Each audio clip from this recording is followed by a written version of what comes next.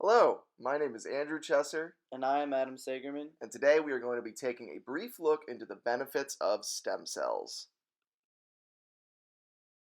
Before diving further into this discussion, it is important to understand some basics of stem cells. There are two main types of stem cells, embryonic and adult, which will be discussed further in the next slide. Stem cells are unspecialized, which allows them to differentiate into specialized cells, giving the ability to create cells of any kind. Stem cell research has already seen progress with the ability to test drugs in a faster and more efficient manner. Tissue repair and organ growth are possible using stem cells, making them a powerful adversary to injury and disease. Let's discuss the two main types of stem cells, starting with embryonic stem cells. Embryonic stem cells are cells taken from fertilized eggs, or embryos. Couples participating in vitro fertilization often donate embryos to stem cell researchers, as more embryos are made in that process than needed. Therapeutic cloning is used to create embryonic stem cells by combining a patient's cells with the donor egg and replacing the egg's nucleus with that of the patient's cells.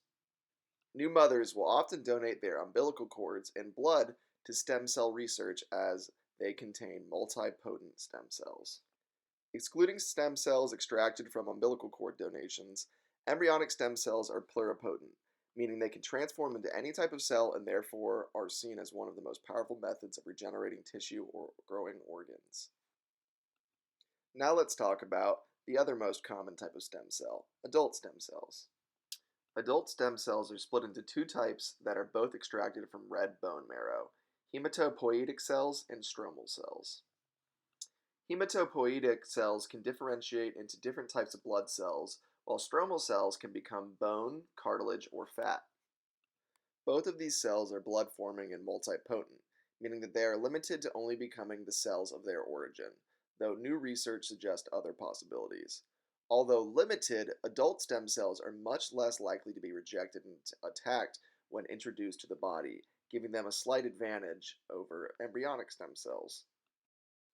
The first proponent of our argument is that stem cells may possess the cure to various diseases that have yet to be completely cured.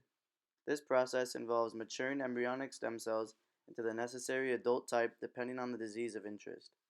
After those cells have matured, they can begin repairing the damaged tissue inside the body.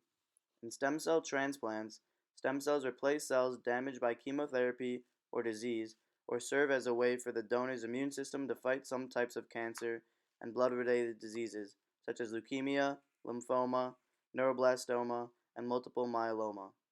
In the case of Alzheimer's, brain cells are being synthesized from patients using stem cells. These brain cells are then being studied in a cultured environment in order to determine how the disease develops, in hopes of finding a treatment or prevention. The second main argument for stem cell research is its ability to improve the world of drug testing and screening. Stem cells allow for the process of drug testing to be expedited and more accurately conducted. Stem cell research has the ability to completely transform the world of drug testing as we know it today. Currently, in the United States, drugs are required to be tested on animals before clinical trials can be conducted on humans. But stem cells allow for the ability to directly test on the cells of the real organ that the drug would be affecting.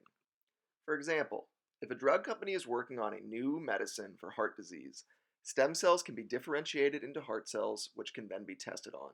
This yields more accurate results than testing on animals, and as a bonus, is animal cruelty free.